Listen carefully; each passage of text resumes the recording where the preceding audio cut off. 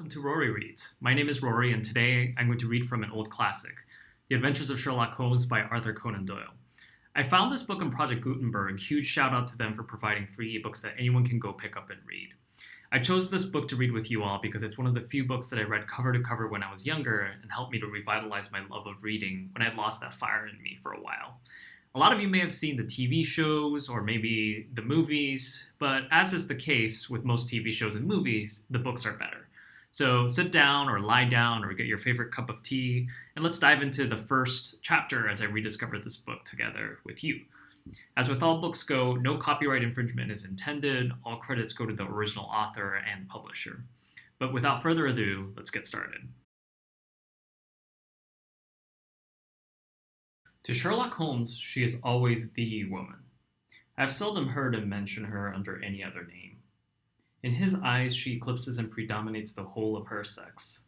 It was not that he felt any emotion akin to love for Irene Adler. All emotions, and that one particularly, were abhorrent to his cold, precise, but admirably balanced mind. He was, I take it, the most perfect reasoning and observing machine that the world has ever seen. But as a lover, he would have placed himself in false position. He never spoke of the softer passions, save with gibe and sneer. There were admirable things for the observer, excellent for drawing the veil from men's motives and actions. But for the trained reasoner to admit such intrusions into his own delicate and finely adjusted temperament was to introduce a distracting factor which might throw a doubt upon all his mental results. Grit is a sensitive instrument, or a crack in one of his own high-power lenses, would not be more disturbing than a strong emotion in a nature such as his.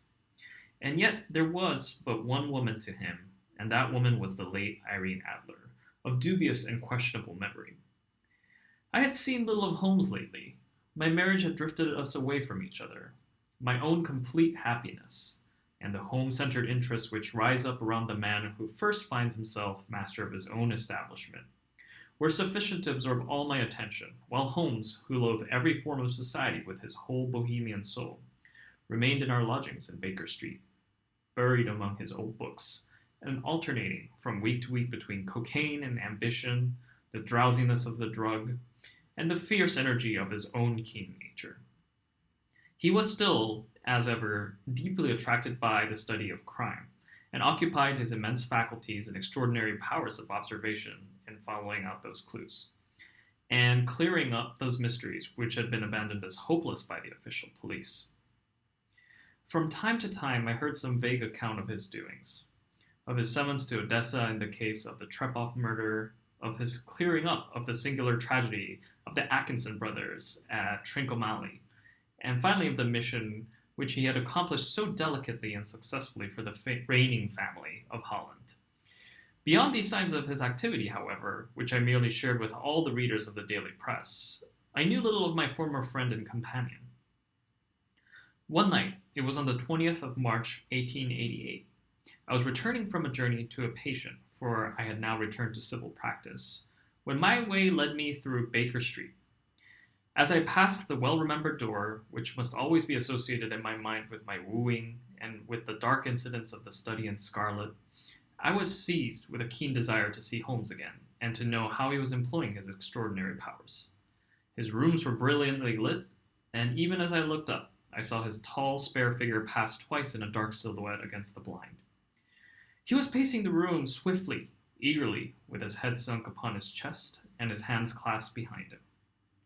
To me, who knew his every mood and habit, his attitude and manner told their own story. He was at work again. He had risen out of his drug-created dreams and was hot upon the scent of some new problem. I rang the bell and was shown up to the chamber which had formerly been in part my own. His manner was not effusive. It seldom was, but he was glad, I think, to see me. With hardly a word spoken, but with a kindly eye, he waved me to an armchair, threw across his case of cigars, and indicated a spirit case and gasogene in the corner. Then he stood before the fire and looked me over in his singular introspective fashion. "Wedlock suits you," he remarked. "I think, Watson, that you have put on 7.5 pounds since I saw you." "7," I answered. "Indeed, I should have thought a little more. Just a trifle more, I fancy, Watson. And in practice again, I observe. You did not tell me that you intended to go into harness." Then how do you know? I see it. I deduce it. How do I know that you have been getting yourself very wet lately, and that you have a most clumsy and careless servant girl? My dear Holmes, said I, this is too much. You would have certainly been burned had you lived a few centuries ago. It is true that I had a country walk on Thursday and came home in a dreadful mess, but as I have changed my clothes, I can't imagine how you deduce it. As to Mary Jane, she is incorrigible, and my wife has given her notice. But there, again, I fail to see how you work it out. He chuckled to himself and rubbed his long, nervous hands together. It is simplicity itself, said he. My eyes tell me that on the inside of your left shoe, just where the firelight strikes it, the leather is scored by 6 almost parallel cuts. Obviously, they have been caused by someone who has been very carelessly scraped round the edges of the sole in order to remove the crusted mud from it. Hence, you see, my double deduction that you had been out in vile weather, and that you had a particularly malignant boot-slitting specimen of the London slavey. As to your practice, if a gentleman walks into my room smelling of iodoform, with a black mark of nitrate of silver upon his right forefinger, and a bulge on the right side of his top hat to show where he had secreted his stethoscope, I must be dull indeed if I do not pronounce him to be an active member of the medical profession. I could not help laughing at the ease with which he explained his process of deduction. When I hear you give your reasons, I remarked, the thing always appears to me so ridiculously simple that I could easily do it myself. Though at each successive instance of your reasoning, I am baffled until you explain your process. And yet I believe that my eyes are as good as yours. Quite so, he answered, lighting a cigarette and throwing himself down into an armchair. You see, but you do not observe. The distinction is clear. For example, you have frequently seen the steps which lead up from the hall to this room. Frequently. How often? Well, some hundreds of times. Then how many are there? How many? I don't know. Quite so, you have not observed, and yet you have seen. That is just my point. Now I know that there are 17 steps, because I have both seen and observed. By the way, since you are interested in these little problems, and since you are good enough to chronicle 1 or 2 of my trifling experiences, you may be interested in this. He threw over a sheet of thick, pink-tinted notepaper which had been lying open upon the table. It came by the last post, said he. Read it aloud. The note was undated, and without either signature or address. There will call upon you tonight, at 7:45, it said, a gentleman who desires to consult you upon a matter of the very deepest moment. Your recent services to one of the royal houses of Europe have shown that you are one who may safely be entrusted with matters which are of an importance which can hardly be exaggerated. This account of you we have from all quarters received. Be in your chamber then at that hour, and do not take it amiss if your visitor wears a mask. A mask. This is indeed a mystery, I remarked. What do you imagine that it means? I have no data yet. It is a capital mistake to theorize before one has data. Insensibly, one begins to twist facts to suit theories, instead of theories to suit facts. But the note itself, what do you deduce from it?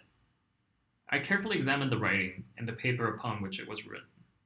The man who wrote it was presumably well-to-do, I remarked, endeavoring to imitate my companion's processes. Such paper could not be bought under half a crown a packet. It is peculiarly strong and stiff. Peculiar, that is the very word, said Holmes. It is not an English paper at all. Hold it up to the light. I did so, and saw a large E with a small g, a P, and a large G with a small T woven into the texture of that paper. What do you make of that? Asked Holmes. The name of the maker, no doubt, or his monogram, rather. Not at all. The G with a small T stands for, and I'm going to butcher this, Gesellschaft, which is the German for company. It is a customary contraction like our co. P, of course, stands for papier. Now for the EG. Let us glance at our Continental Gazetteer. He took down a heavy brown volume from his shelves. Eglau, Eglonet. Here we are, Egvia. It is in a German-speaking country in Bohemia, not far from Carlsbad. Remarkable as being the scene of the death of Wallenstein, and for its numerous glass factories and paper mills. Ha, my boy, what do you make of that? His eyes sparkled, and he sent up a great blue triumphant cloud from his cigarette. Paper was made in Bohemia, I said.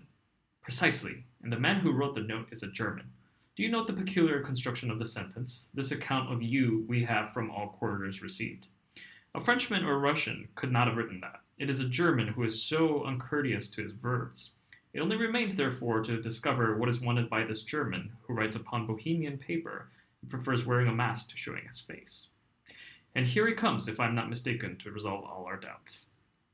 As he spoke, there was the sharp sound of horses' hooves and grating wheels against the curb, followed by a sharp pull at the bell. Holmes whistled. "A pair by the sound," said he. "Yes," he continued, glancing out the window. "A nice little brougham and a pair of beauties. 150 guineas apiece.